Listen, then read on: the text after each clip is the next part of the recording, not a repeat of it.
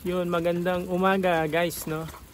So today, meron akong i-share sa inyo na bagong kaalaman, no? Ito ay related sa construction na trabaho dito sa Japan.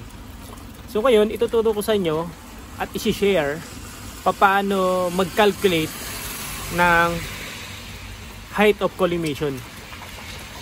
Ito lang pala, pag sinabing height of collimation, yan yung straight line. Pag sinabing height of collimation, yan yung straight line, diretsong linya na pantay, or sa madaling salita, level. So pag-aralan natin ngayon ay pagle-level. Meron akong ginawang sample job site na talaga actual na nangyayari talaga dito sa Japan pagdating sa construction. So i-dinrawing ko siya, pakita ko sa inyo. So ayan, merong job site, meron siyang horizontal distance na 70 meters. Yan yung haba ng job site na diretso. Tapos sa job site, madalas makita natin dyan, meron dyang mga benchmark, yung mga nakabaon dyan. Ito yung benchmark na reference. Dyan nag-uumpisa yung pagle-level, pagsusukat nila sa job site. Hindi ang ginagalaw, sensitive yan, bawal galawin yan kasi nagkakaroon ng error.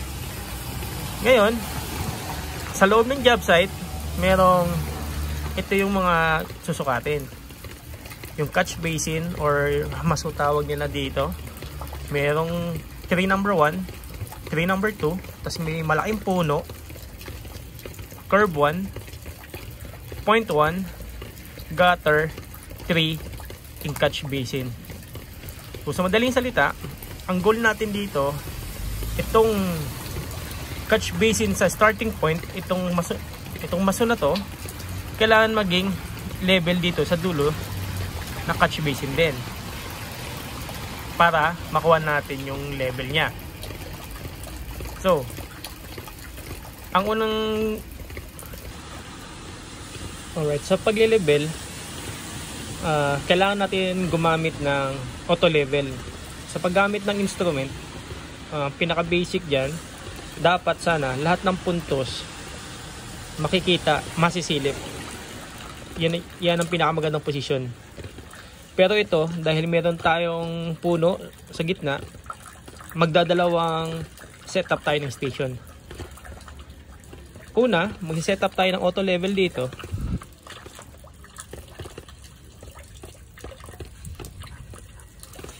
Yan yung auto level. Ito yung magiging first station natin. First station. Sa first station, masisilip niya itong catch basin, yung tree number 1, yung tree number 2, tsaka itong curve. Sisilip niya yan. So sa ngayon, i-measure muna natin yung apat ng puntos yan na kayong makita ng auto level. Una, ang starting natin, sisilip na tayo sa benchmark. Maglalagay dyan ng stuff. Ito yung meter stuff eh. Ngayon, mag-a-assume na lang tayo ng reading. Parang, iisipin lang natin na ina-actual natin yung reading sa job site. Ang assume nito, sa benchmark, ang reading nito ay 1.434. So, yan yung reading ng stuff. Sumunod, itong starting point natin, 0.998. Yan yung reading sa stuff. Yung tree number 1, 542. Tapos yung tree number 2 is 1.672. Tapos yung curve, itong curve ang magiging last reading natin. So ito yung magiging 1.234. Lahat ng mga reading na yan ay assume lang natin, assume. So ngayon, dahil itong point 1 hindi na makita ng ating equipment kasi nga may malaking puno, magsiset up ulit tayo ng pangalawa dito.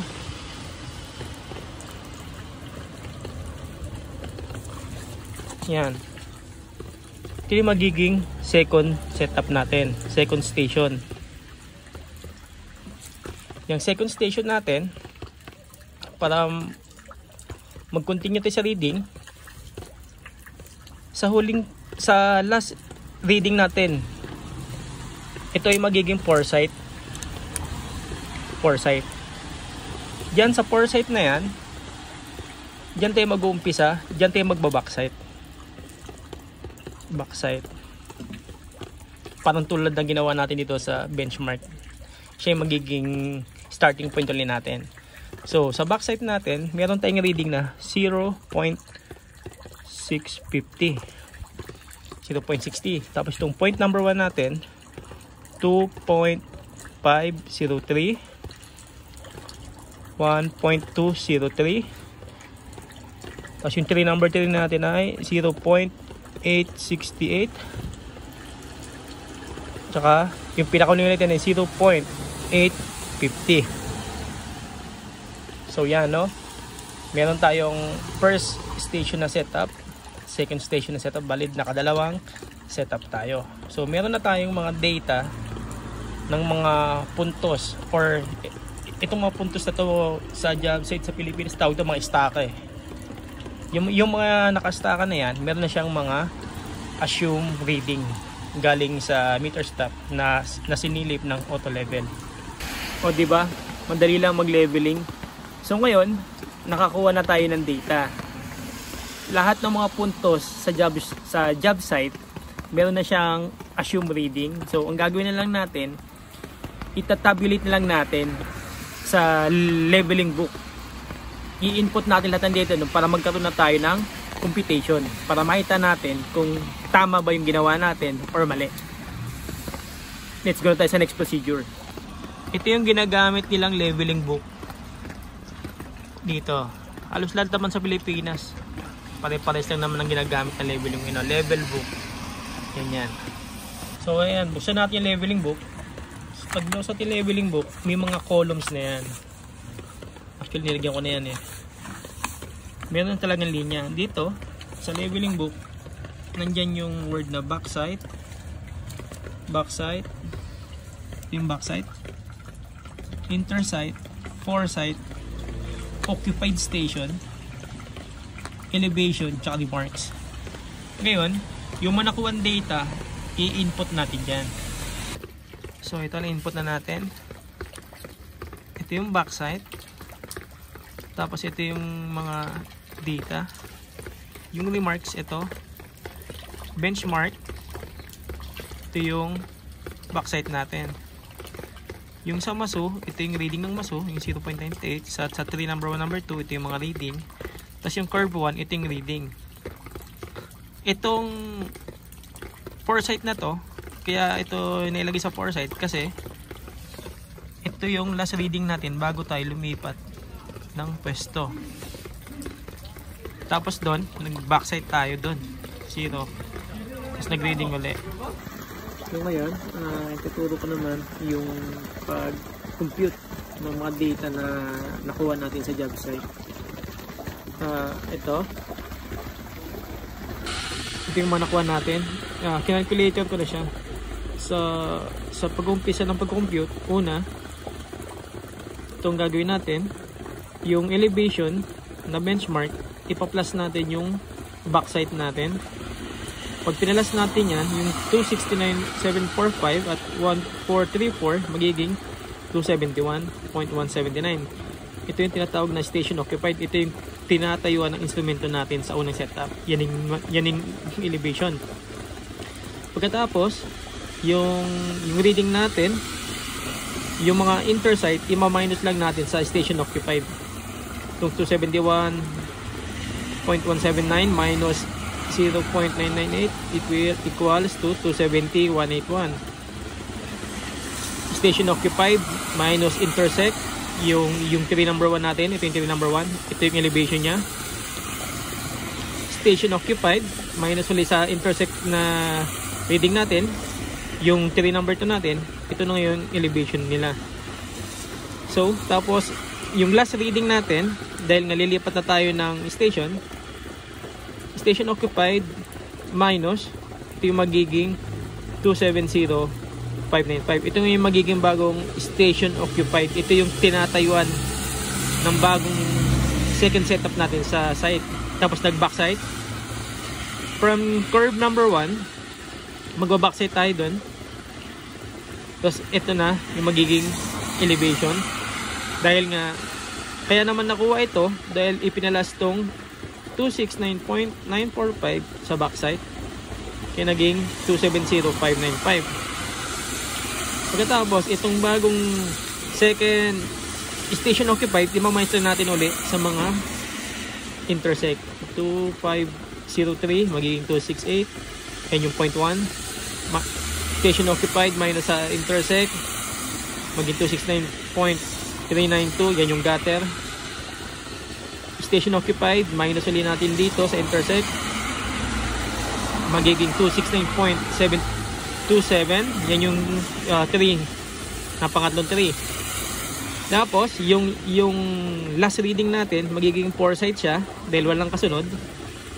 Lahat ng mga last reading yan ay inilalagay sa 4 site. 270.595 minus 0.850 magiging 269.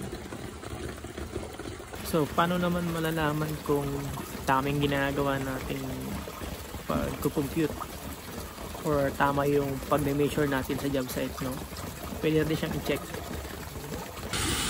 Sa pag-check kung tama ang ginawa nating computation, ito unang gagawin.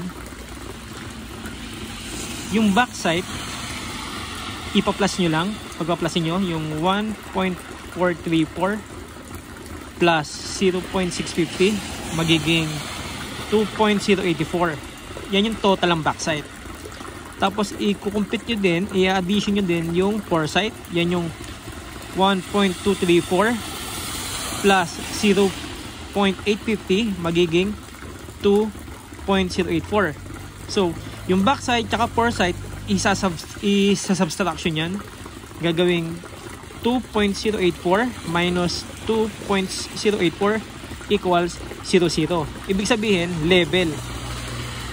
Walang error, no? 00 siya. Tapos kung mapapansin nyo din, sa pagdating sa elevation, yung first elevation na 269.745 na benchmark, yan din yung magiging last elevation sa job site na pinagsukan 269.745 na masu. So ibig sabihin pareha sila, level sila. So isa-subtract din natin yung first elevation na 269.745 minus last elevation 269.745 equals to 00. Level. Walang sobra, walang labis, walang kulang. Ganun lang, no? Yung pag-compute at pag-input ng data sa leveling book tsaka pag-check kung tama ba yung ginawa mong pagsusukat, doon mo makikita. Basta lagi nyo lang tandaan, pag sinabing height of collimation, yan yung isang invisible straight line or sa madaling salita, leveling ang gagawing trabaho. So yun lang, no? For the meantime, yun lang. Maraming salamat and subscribe lang sa channel ko. Sana natuto kayo. Paalam.